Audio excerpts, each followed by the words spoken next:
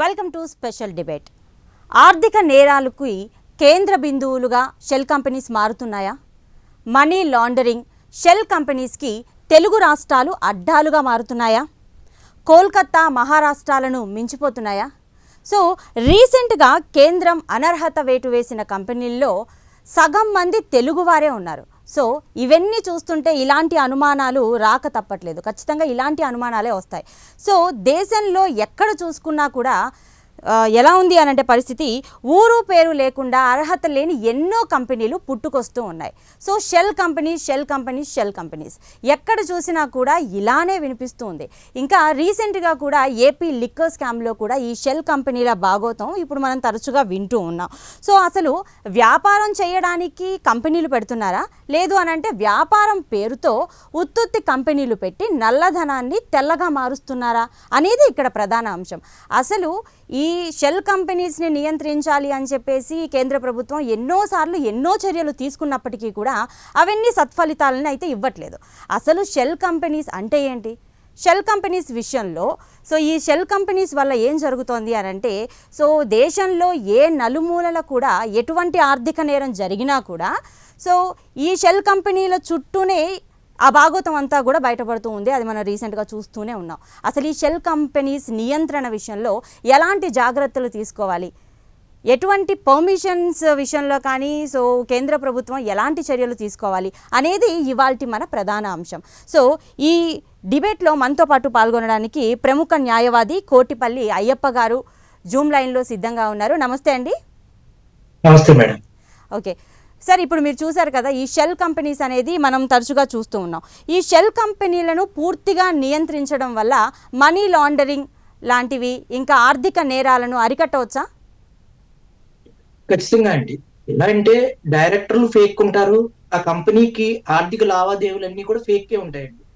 ఇప్పుడు మనం SEBI security exchange board of India ఎప్పుడైతే 1992లో ఏర్పడిందో దాంట్లో షేర్ మార్కెట్లో కూడా ఎవరైనా మోసాలకు పాల్పడితే వారి మీద చట్టపరమైనటువంటి చర్యలు తీసుకోవడానికి దీని మీద నిర్దిష్టమైనటువంటి సెబీ యాక్ట్ అనేది కూడా మనకి ఉండడం జరిగింది. ఇప్పుడు సత్యం రామలింగరాజు గారి కంపెనీని తిరగేసి సత్యం అనే దాన్ని మెటాష్ అని చెప్పి పెట్టడం జరిగింది. దాని మీద షేర్ విలువలు పెంచడం జరిగింది. ఇప్పుడు ఏంటంటే చాలా వరకు కూడా కంపెనీ డైరెక్టర్లు ఉండరు, బోర్డులు ఉండవు, ఏముండవు అండి ఈ ఫేక్ కంపెనీలు. ఇప్పుడు ఒక ఆంధ్రప్రదేశ్ లో ఒక భారీ మోసం చెప్పాలంటే కోఆపరేటివ్ కమిషనర్ గారు అయినటువంటి అహ్మద్ బాబు ఐఏఎస్ ఆఫీసర్ అండి.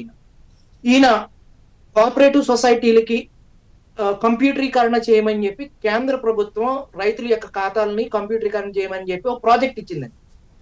ఈ ప్రాజెక్ట్ కి వాళ్ళ వైఫ్ పేరున నహీద్ అని చెప్పి వాళ్ళ వైఫ్ ని ఒక కంపెనీ పేరు సృష్టించి ఇంతకీ ఆ కంపెనీ పని చేయకుండా 2,500 కోట్ల రూపాయల మేర అవినీతి చేశారని చెప్పి ఆయన మీద అభియోగాలు ఉన్నాయి. కంపెనీ కూడా కనీసం సింగిల్ డేటా ఎంట్రీ కూడా చేయకుండా వాళ్ళ కంపెనీ పేరుతోటి అంటే వాళ్ళ వైఫ్ పేరు మీద ఒక కంపెనీ పెట్టి అదే అహ్మద్ బాబు ఐఏఎస్ ఆఫీసర్ గారు చేశారని కోఆపరేటివ్ సొసైటీల సంఘాలు ఆరోపించినాయండి. ఇవి డైరెక్ట్ గా వెళ్ళి కార్మిక శాఖ మంత్రి అయినటువంటి ఏదైతే ఈయన అచ్చెన్నాయుడు గారు ఎవరైతే ఉన్నారో ఆయన కోఆపరేటివ్ వ్యవసాయ శాఖ, కోఆపరేటివ్ శాఖ ఇవన్నీ కూడా కార్మిక సంఘాలన్నీ కూడా కార్మిక శాఖ మంత్రికి అట్లాగే వీరికి కూడా ఇవ్వడం జరిగింది.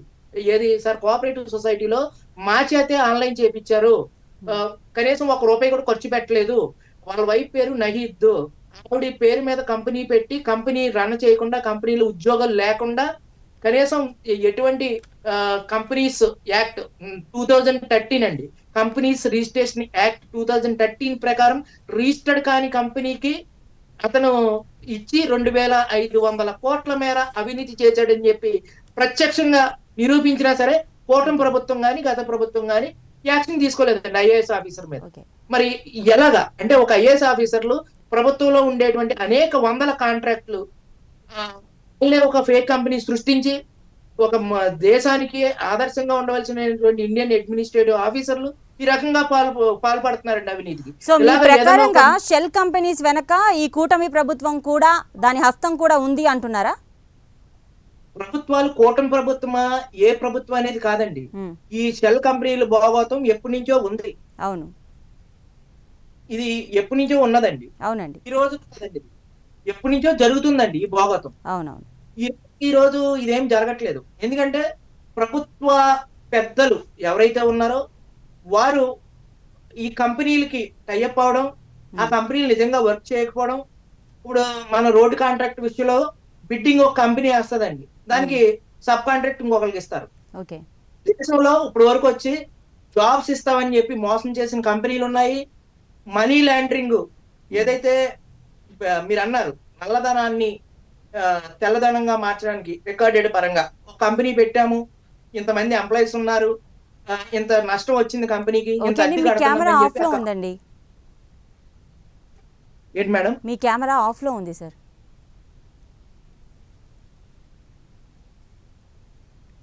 యా, ఇప్పుడు ఇన్ని ఇన్ని కంపెనీలు పెట్టాము, లేకపోతే ఇన్ని కంపెనీలు ఇలా పెట్టాము, కంపెనీలు ఇన్ని ఉన్నాయి, ఇవన్నీ ఉమ్, కూడా ఫేకేనండి. ఇప్పుడు ఓకే. ఆంధ్రప్రదేశ్ లో 2013లో కన్సల్టెన్సీలు జాబ్లు ఇస్తామని కొన్ని కన్సల్టెన్సీలు పెడతారు. అవును. ఎందుకే ఆ కన్సల్టెన్సీలు ఒక లెవెల్ 5 కంపెనీ తరహాలో పెట్టడం జరుగుతుందండి. ఉమ్, కానీ అందులో ఎంప్లాయీస్ ఉండరు, ఏమి జరగవు, ఆర్థిక కార్యకలాపాలు ఏమి జరగవు. ఓకే. అయినా సరే ఇన్కమ్ ట్యాక్స్ రిటర్న్ చేస్తూ ఉంటారు, ఉమ్, ఇన్కమ్ ట్యాక్స్ ఫైల్ చేస్తూ ఉంటారు. వాళ్ళకి ఇన్ని లాభాలు వచ్చినాయి, ఇన్ని కంపెనీలతో టైఅప్ చేసాం, ఇన్ని ప్రాజెక్టులు చేసామని చెప్పి వాళ్ళు ఆదాయాలు చూపించుకుంటూ ఆ కంపెనీ వైట్ మనీ ఈ ఉమ్, కంపెనీ ఇంకో కంపెనీలో పెట్టుబడి పెడుతుందని చెప్పేసి. ఉమ్, అలాగే కదండి జరిగింది, గత ప్రభుత్వంలో కూడా అలాగే జరిగిందండి. ఓకే. అంటే కిట్ ప్రాక్రో అంటారు దీన్నే. అంటే ఒక కంపెనీ లేకుండా ఆ కంపెనీ ఇన్వెస్ట్మెంట్ చేసి ఉమ్, కంపెనీని వేరే కంపెనీకి ఉమ్. పెట్టుబడులు అలాగా పెడుతూ ఉంటారన్నమాట అండి. ఇది ఓకే, అసలు మనకి ఈ షెల్ గతంలో కంపెనీలు, సో గల్లీగో షెల్ కంపెనీ లాగా ఎక్కువగా అయితే కనిపిస్తున్నాయి. అసలు ఇవి పుట్టుకు రావడానికి కారణాలు ఏమై ఉంటాయి? సో పన్ను ఎగవేతకు కానీ, లేదు అని అంటే మాదక ద్రవ్యాలు, సో వాటిని ట్రాన్స్ఫర్ చేయడము, వాటి ట్రాన్స్పోర్ట్ విషయంలో కానీ, సో వీళ్ళకి ఎటువంటి ఫెసిలిటీస్ కోసమైనా కూడా ఇటువంటి కంపెనీస్ని యూజ్ చేసుకుంటారా? 100% అండి. ఇప్పుడు ఉమ్, ప్రభుత్వ కాంట్రాక్ట్ కి ఒక నామ్స్ అయితే ఇస్తదండి. ఓకే. ఇప్పుడు ప్రభుత్వం ఉన్నదండి. ఉమ్, ఆ ప్రభుత్వానికి సంబంధించినటువంటి ఇప్పుడు ఆన్లైనే ఉంది. ఇప్పుడు ఉమ్, రేషన్ షాప్ ఉన్నదండి. రేషన్ షాప్ యొక్క డేటా ఎంట్రీ అంతా మెయింటైన్ చేయాలి, సర్వర్ మెయింటైన్ చేయాలి, ఉమ్, దానికి ఒక కంపెనీ రిజిస్టర్ చేయాలి.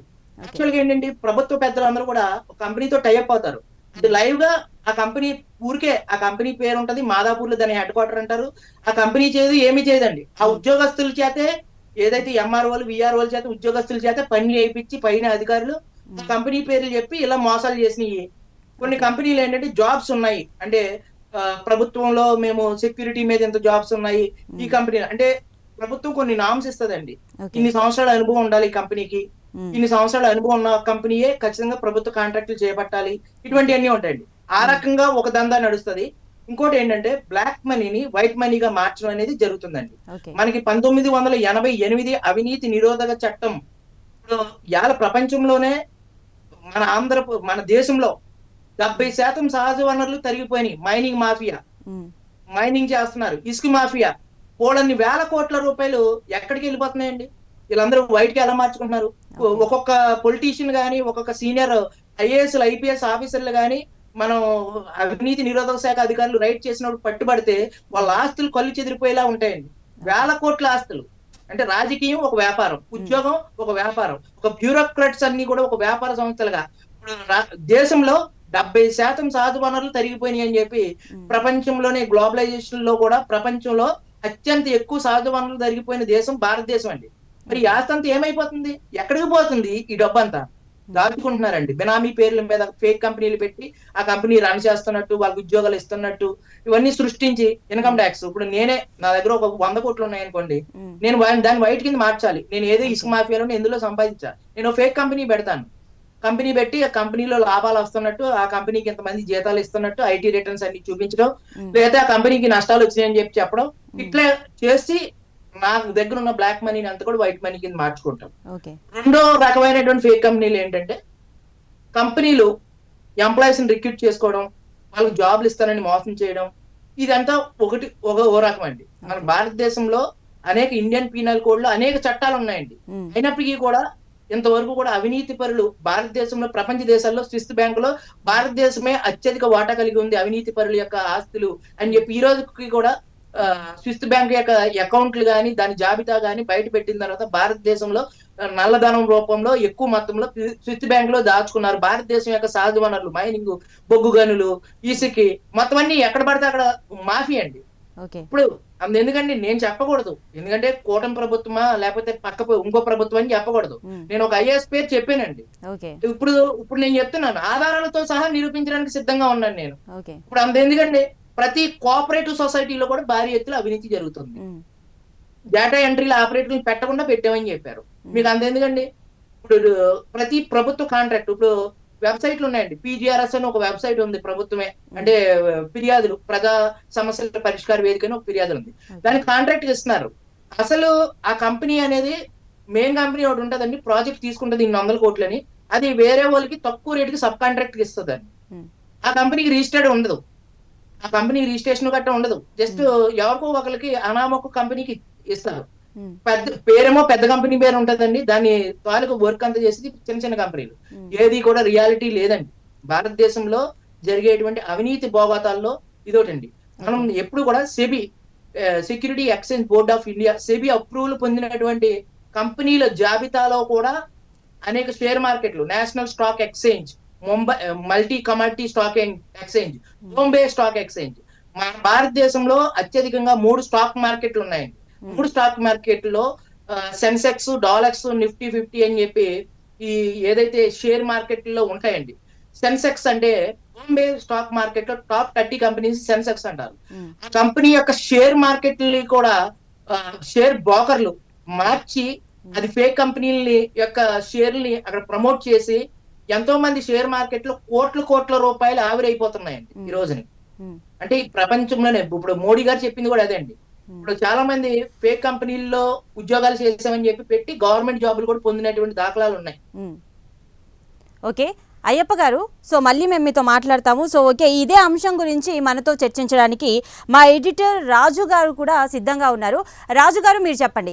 ఇప్పుడు ఎన్నో సంవత్సరాల నుంచి అయితే మనం చూస్తూ ఉన్నాము. సో కేంద్ర ప్రభుత్వం అయితే ఈ షెల్ కంపెనీస్ నియంత్రణ విషయంలో అయితే గట్టిగా చర్యలు తీసుకుంటున్నట్టే ఉంది. బట్ కానీ దానికి సంబంధించిన ఫలితాలు అయితే మనం ఇప్పటివరకు చూడట్లేదు.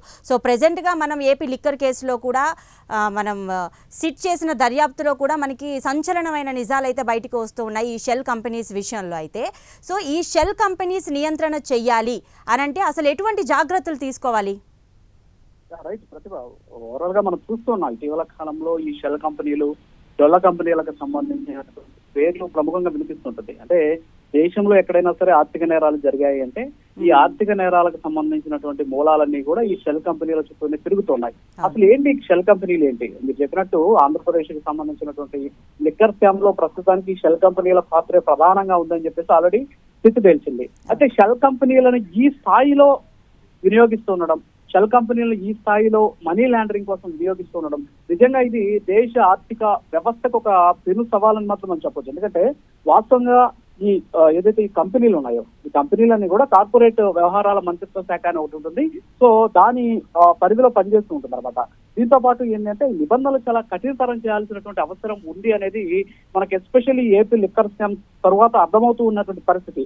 ఎందుకంటే కంపెనీలు ఎవరు అసలు ఊరు పేరు ఉండదు, కనీసం వాళ్ళకి సరైనటువంటి నాలెడ్జ్ ఉండదు, వాళ్ళకి సంబంధించినటువంటి ఆర్థిక పరమైనటువంటి గతం తాలూకాకు సంబంధించినటువంటి ఎలాంటి చరిత్ర ఉండదు. సో వాళ్ళంతా కూడా కంపెనీలను ఏర్పాటు చేసేసి మేము ఒక బైలాని క్రియేట్ చేసేసి కంపెనీని ఏర్పాటు చేసి ఆ కంపెనీ ద్వారా భారీ ఎత్తున ఏదో వ్యాపారాలు చేసేస్తున్నాం అని చెప్పేసి ఈ విధంగా వాళ్ళు ఈ షెల్ కంపెనీలను ఏర్పాటు చేసేయడం కనీసం ఇటీవల మనం చూస్తే అనేక రకాలైనటువంటి కేసులు మనం కానీ ఒకసారి పరిశీలిస్తే, ఎస్పెషల్లీ ఎగ్జాంపుల్ మీరు చెప్పినట్టు ఏపీ లిక్కర్ స్కామ్ కానీ చూస్తే మనం ఎంజే మార్కెట్ అని ఉంటుంది ఎక్కడ ముంబైలో. సో ఈ ఎంజే మార్కెట్ కి సంబంధించి దాదాపు 14 సంస్థలు ఒకే షట్టర్, అంటే కనీసం అక్కడ ఒక టీ అంగడి కూడా నడపలేనటువంటి పరిమాణంలో ఉన్నటువంటి ఒక షాపులో దాదాపు 14 కంపెనీలు ఉన్నాయి.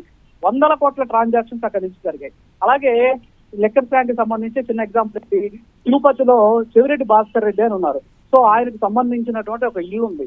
ఆ ఇంట్లోనే దాదాపు 6-7 కంపెనీలు ఉన్నాయి. ఎవరు ఆ కంపెనీలకు సంబంధించినటువంటి యజమానులు, ఎవరు ఆ కంపెనీలో డైరెక్టర్లు అంటే చెవిరెడ్డి భాస్కర్ రెడ్డికి సంబంధించినటువంటి బంధువులు, అలాగే చెవిరెడ్డి భాస్కర్ రెడ్డితో పాటు ఆయన కారు డ్రైవర్లు, అలాగే ఆయన దగ్గర పనిచేసేటువంటి పిఏలు, వీళ్ళు డైరెక్టర్గా ఈ కంపెనీలు ఉన్నాయి. ఈ కంపెనీలన్నిటికీ కూడా మనీకి సంబంధించినటువంటి రూటింగ్ అంతా కూడా జరిగినటువంటి పరిస్థితి. సో ఇదంతా కూడా నియంత్రించాల్సినటువంటి అవసరం ఉంది. ఎప్పుడు కూడా మన ఆర్థిక వ్యవస్థ చిన్నాభిన్నమవుతుంది, అంతేకాకుండా ఆర్థిక ఉగ్రవాదం పెరిగిపోతుందని చెప్పుకునే దానికైతే చాలా బాగుంది, కానీ దాన్ని నియంత్రించేటటువంటి ప్రయత్నాలు మాత్రం జరగట్లేదు. నాకు తెలిసి 2018లో అనుకుంటాను ఒకసారి దీని మీద ఈ కార్పొరేట్ వ్యవహారాల మంత్రిత్వ శాఖ ఒక నిర్ణయం తీసుకోవడం జరిగింది. షెల్ కంపెనీలని ఎలాగైనా సరే కట్టడి చేయాలి, ఎప్పటికప్పుడు ఆడిటింగ్ చేయాలి అని చెప్పేసి. ఇప్పుడు కూడా మనం ఆ కంపెనీ సంబంధించినటువంటి రిజిస్టర్ ఆఫ్ కంపెనీస్ అనేటువంటి వెబ్సైట్ కి చూస్తే చాలా వరకు కంపెనీలు అట్లీస్ట్ సంవత్సరానికి ఒకసారి వాళ్ళు ఫైల్ చేయాల్సినటువంటి నివేదికలు కూడా అందులో ఫైల్ చేయనటువంటి సిచ్యువేషన్స్ ఉంటాయి. ఒక కంపెనీకి సంబంధించి అసలు ఇప్పటి వరకు దీనికి సంబంధించి ఏజిఎం అంటాం అనమాట, యాన్యువల్ జనరల్ మీటింగ్ అని ఉంటుంది. సో ఈ యాన్యువల్ జనరల్ మీటింగ్ జరపనటువంటి కంపెనీలు కూడా మరి ఈ నిధులకు సంబంధించినటువంటి ట్రాన్సాక్షన్స్ చేస్తూ ఉన్నటువంటి పరిస్థితి.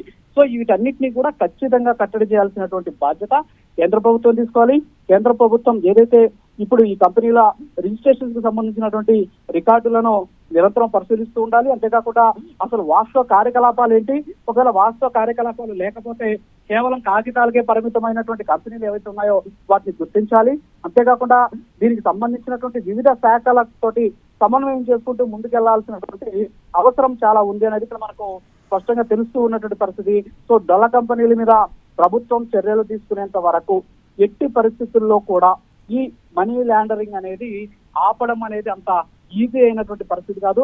చట్టంలో ఉన్నటువంటి లొసుగుల్ని వాడుకుంటూ చాలా మంది ఈ కంపెనీలని ఏర్పాటు చేస్తూ కూడా ఉన్నటువంటి పరిస్థితి. రాజు గారు చూస్తే మామూలుగా ఇప్పుడు అయ్యప్ప గారు చెప్పిన ఒక విషయం అయితే మీరు విన్నారో లేదో, సో ఇప్పుడు మనం చూస్తున్నట్టు ఏపీ లిక్కర్ స్కామ్లో గత ప్రభుత్వం హస్తం కూడా ఉంది కాబట్టి ఇప్పుడు ఈ షెల్ కంపెనీస్ అనేవి వాటి భాగోతం అనేది బయటకు వచ్చింది.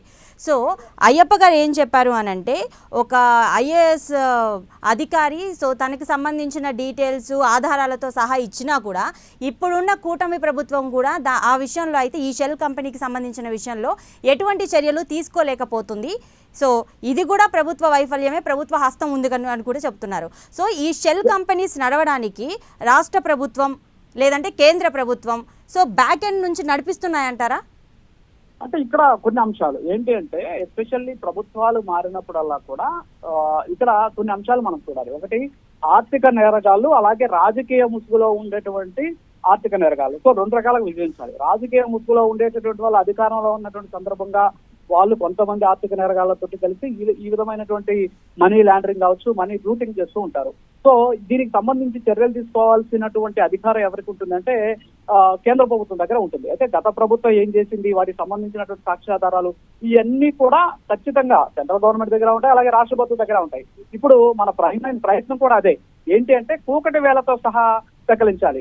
జ్వరం వస్తే మనం తలనొప్పి టాబ్లెట్ వేసుకుంటే జ్వరం తగ్గదు, జ్వరానికి టాబ్లెట్ వేసుకుంటే జ్వరం తగ్గుద్ది. సో కనీసం ఆ మినిమం నాలెడ్జ్ కూడా లేకుండా షెల్ కంపెనీలు వస్తున్నాయి, షెల్ కంపెనీలకి రూటింగ్ జరిగింది అంటున్నాను, కానీ ఆ షెల్ కంపెనీల కూకటి వేలతో సహా పెకిలించేటటువంటి ప్రయత్నం జరగడం లేదు. అది జరిగితేనే ఇప్పుడు ఇలాంటి ఈ మనీ రూటింగ్ కావచ్చు, మనీ లాండరింగ్ కావచ్చు జరిగేటటువంటి అవకాశాలు ఉండవు అనేది ఇక్కడ మనకు స్పష్టంగా తెలుస్తుంది. ఇందాక మీరు చెప్పినట్టు కేవలం స్టేట్ గవర్నమెంట్ కి అధికారం లేదు, కానీ సెంట్రల్ గవర్నమెంట్ అధికార చేతిలో ఉండేటటువంటి ఎన్ఫోర్స్మెంట్ డైరెక్టరేట్ కావచ్చు, ఫైనాన్షియల్ ఇంటెలిజెన్స్ యూనిట్ కావచ్చు, అలాగే డైరెక్టర్ ఆఫ్ రెవెన్యూ ఇంటెలిజెన్స్ కావచ్చు, అలాగే క్యాపిటల్ మార్కెట్స్ రెగ్యులేటరీ కి సంబంధించినటువంటి సెబీ అంటాం అన్నమాట, అది కావచ్చు, అలాగే ఇన్కమ్ ట్యాక్స్ కి సంబంధించినటువంటి శాఖలు కావచ్చు, ఇవన్నీ కూడా డొల్ల కంపెనీల తీరు మీద నివేదికలను ఎప్పటికప్పుడు సిద్ధం చేసి కార్పొరేట్ మంత్రిత్వ శాఖ ఇస్తూ ఉంటాయి. కానీ కార్పొరేట్ మంత్రిత్వ శాఖ ఆ ప్రయత్నం జరగడం లేదు. కారణం ఏంటి?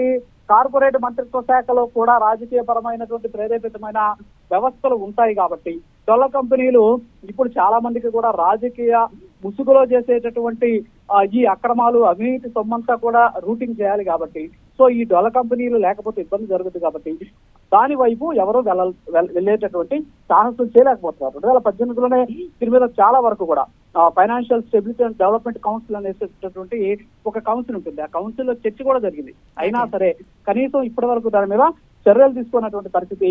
సో మనం పైన ఉన్నటువంటి కొమ్మలు కాదు, కింద ఉన్నటువంటి వేలతో సహా పిగిలిస్తే కానీ ఈ మనీ లాండరింగ్ కావచ్చు, ఆర్థిక నేరాలు కావచ్చు అదుపు చేసేటటువంటి అవకాశాలు ఉండవు అనేది మాత్రం మనకు స్పష్టంగా తెలుస్తుంది.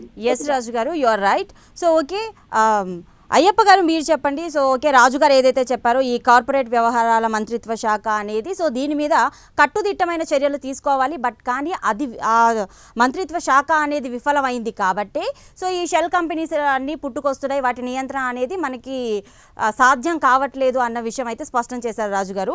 మరి మీ ప్రకారంగా మామూలుగా ఒక కంపెనీ అనేది రిజిస్టర్ జరిగితే 3 monthsలో రిటర్న్స్ అనేవి చెల్లించాలి.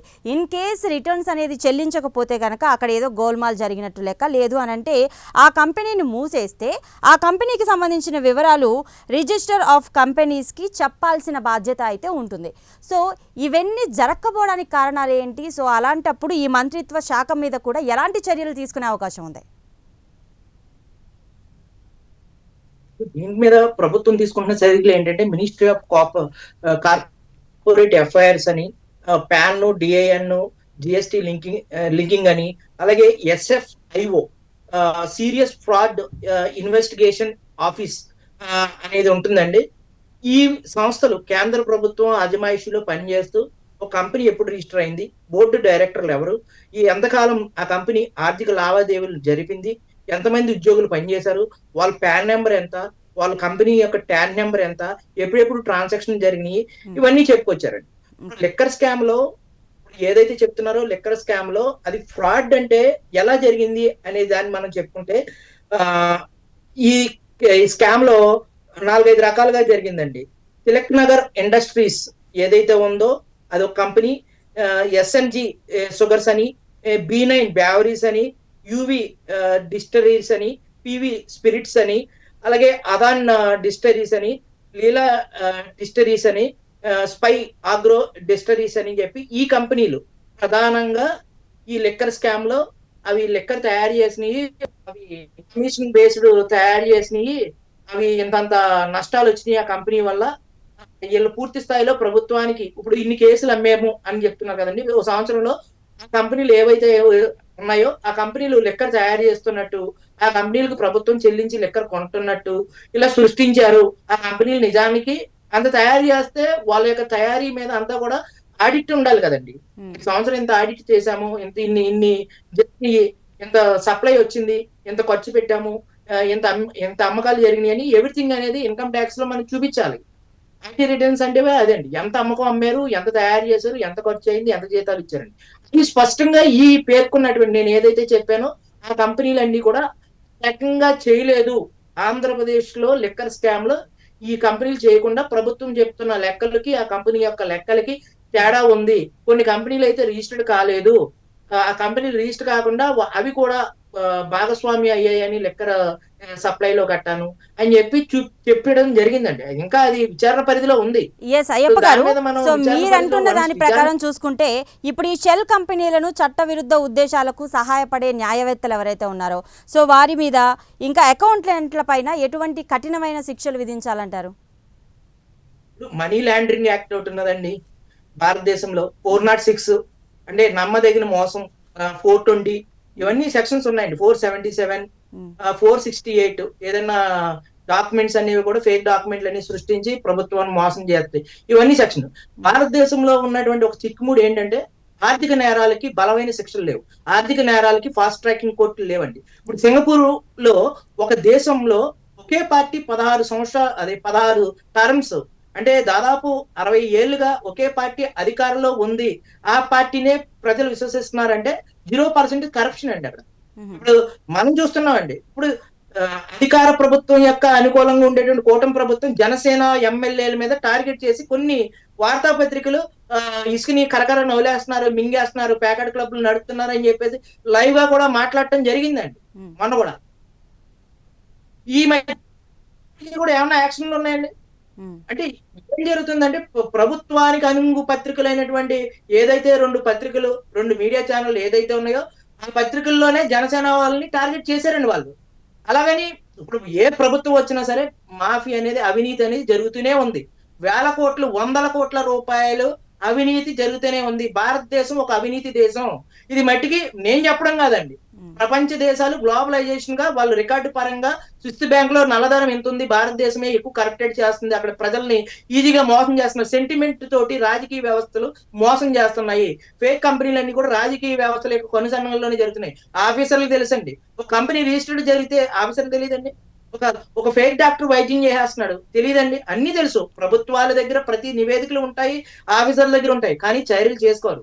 ఎందుకంటే అది రాజకీయ నాయకుల యొక్క కబంధ హస్తాల్లోనే ఉంటాయి ఏ ఫేక్ కంపెనీలైనా. ఇప్పుడు వరకు మీరు చెప్తున్న షెల్ కంపెనీలు గత ప్రభుత్వం కాదండి, వైసీపీ ప్రభుత్వంలో కదా ఇవన్నీ. అంతకు ముందు వైసీపీ ప్రభుత్వాలు అయితే ఇంకా దారుణం అండి. అంతకు ముందు వైసీపీ ప్రభుత్వాలు అయితే ఇంకా ఏంటనుకుంటారు,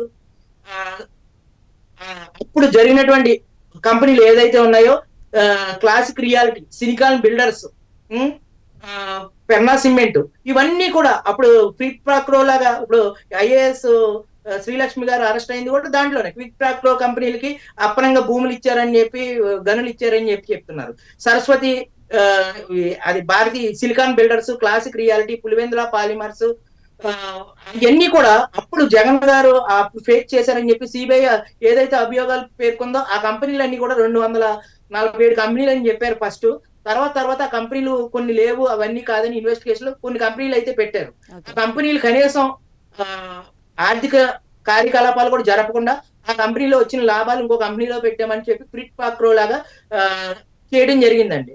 ఇప్పుడు బెంగళూరు, ఇప్పుడు ఇతర రాష్ట్రాల్లో కూడా 50,000 కోట్ల రూపాయలు పెట్టేటువంటి పవర్ కంపెనీలు కూడా జగన్ గారికి ఉన్నాయి అని చెప్పి అప్పుడు సిబిఐ అనేది అభియోగం చెప్పడం జరిగిందండి.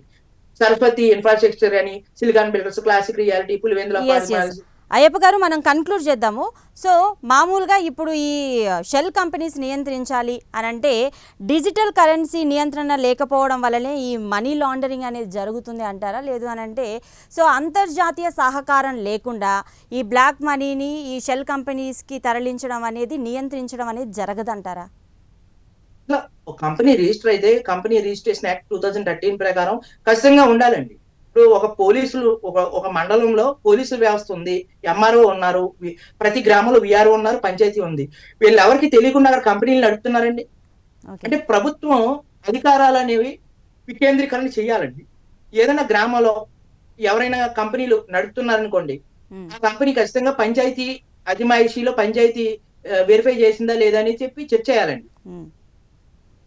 కంపెనీ అట్లా చెక్ చేయాలంటే కంపెనీ చెయ్యాలండి.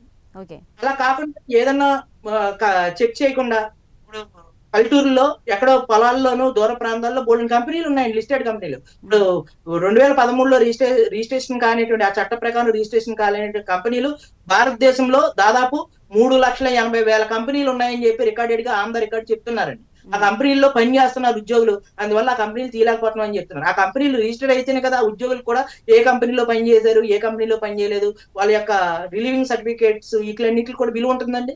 ఓకే, సో మొత్తానికి మీ ప్రకారంగా అయితే ఈ షెల్ కంపెనీస్ పుట్టుకు రావడానికి దాని వెనక రాష్ట్ర ప్రభుత్వమే కారణం, దాన్ని నిర్మూలించాలి అన్నా కూడా రాష్ట్ర కేంద్ర ప్రభుత్వాల వల్లే సాధ్యం అవుతుంది అని అంటున్నారు, అవునా? అధికారులకి విస్తృతమైనటువంటి అధికారులు ఇవ్వాలండి. అది ముఖ్యమంత్రికి సంబంధించిందా, ఎమ్మెల్యేకి సంబంధించిందా అని కాదు. ఎక్కడెక్కడ కంపెనీలు ఉన్నాయో మీరు లిస్ట్ అవుట్ చేయండి ఇమ్మీడియట్ గా, ఏ ప్రాంతాల వారీగా అని చెప్పి అధికారులకి విస్తృతమైనటువంటి అధికారులు ఇస్తే వాళ్ళు ఖచ్చితంగా ఎక్కడెక్కడ ఏ కంపెనీలు ఉన్నాయని అన్ని తనిఖీ చేస్తూ ఉంటారు. ఇప్పుడు ఒక ఉగ్రవాదుల్ని ఎలా అయితే తనిఖీ చేస్తున్నారో, భారతదేశంలో కూడా ఉగ్రవాది కంటే కూడా ప్రమాదకరమైనది ఆర్థిక నేరాలండి. భారతదేశం ఇంత ఎందుకు నలిగిపోతున్నామండి? ఈ రోజున ఇంకా ద్రవ్యోల్బణం పెరిగిపోతుంది, ప్రజలందరూ కూడా కొనుక్కోలేని స్థితిలో ఉన్నారు. ఇంకా పేదరికం భారతదేశంలో ఇంకా 50% మంది ప్రజలు పేదరికంతో మగ్గుతూ ఉన్నారు. ధనికుడు అయిన వాడే ధనికుడు అవుతున్నాడు. ఇవన్నీ కూడా ఆర్థిక అసమానతలకు గల కారణం ఏంటంటే ఆర్థిక నేరాలండి, అవినీతి, ఆర్థిక నేరాలు. ఇవన్నీ కూడా ఇప్పుడు వాళ్ళు సంపాదించిన డబ్బుని ఇతర మార్గాలు, మనీ లాండరింగ్, హవాలా స్కామ్ల ద్వారా ఎలాగ ఇతర దేశాలకు పంపిస్తున్నారంటే ఈ కంపెనీలు అండి, ఈ షెల్ కంపెనీలే. ఇప్పుడు ఒక రాష్ట్ర ప్రభుత్వానికి 47 నుంచి 50,000 కోట్ల రూపాయలు ఆదాయం వచ్చేటువంటి ఒక లెక్కరు ఆదాయాన్ని వివిధ కంపెనీలు పెట్టి, ఆ కంపెనీలు టర్న్ ఓవర్ చేస్తున్నట్టు, ఆ కంపెనీలకి ప్రభుత్వాలకి టైఅప్ ఉన్నట్టు ఆ కంపెనీల్లో వేసి ఆ కంపెనీల నుంచి మళ్ళీ వేరే చోటకి మళ్లించడం, ఇవన్నీ షరామాములే కదండి, ఎప్పటి నుంచే జరుగుతుంది కదా, ఈ రోజు కొత్త ఏం కాదు కదండి. స్వాతంత్రం నాటి నుంచి ఈ రోజు వరకు కూడా ఇదే భాగవతం జరుగుతుంది. ఎస్. మనం గొంతుకు మించుకుని మీడియా సంస్థలు అరవటం, మాట్లాడటం తప్పండి.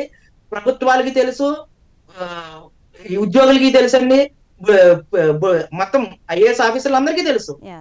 ప్రతి ఒక్కటి ఎక్కడెక్కడ ఏం జరుగుతుంది అన్ని తెలుసండి, వాళ్ళకి తెలియదు. కానీ వాళ్ళు చేయాలనుకున్నా, కానీ ఐఏఎస్ ఆఫీసర్లు సాక్రిఫైస్ చేసి వాళ్ళు చేయాలనుకున్నా కానీ ప్రభుత్వాల్లో ఉండేటువంటి రాజకీయ నాయకులు చేయనివ్వట్లేదండి. చాలా హానెస్ట్ ఆఫీసర్లు ఎంతో మంది ఈ దేశం కోసం వాళ్ళ జీవితాలు త్యాగం చేసినటువంటి ఐఏఎస్లు, ఐపీఎస్ ఆఫీసర్లు కూడా కంపెనీ లిస్టులన్నీ కూడా ప్రభుత్వాల ముందు ఉంచినా కూడా వాటి మీద ఏమి యాక్షన్ తీసుకోలేకపోతున్నారు. Sure sure. Thank you Ayyappa గారు. సో ఈ డిబేట్లో పాల్గొని మీరు చాలా ఇన్ఫర్మేషన్ అయితే మా అందరితోనూ పంచుకున్నారు. థ్యాంక్ యూ అయ్యప్ప గారు. అండ్ అదేవిధంగా ఫోన్ లైన్లో మనకు అందుబాటులో వచ్చినటువంటి మా ఎడిటర్ రాజు గారు.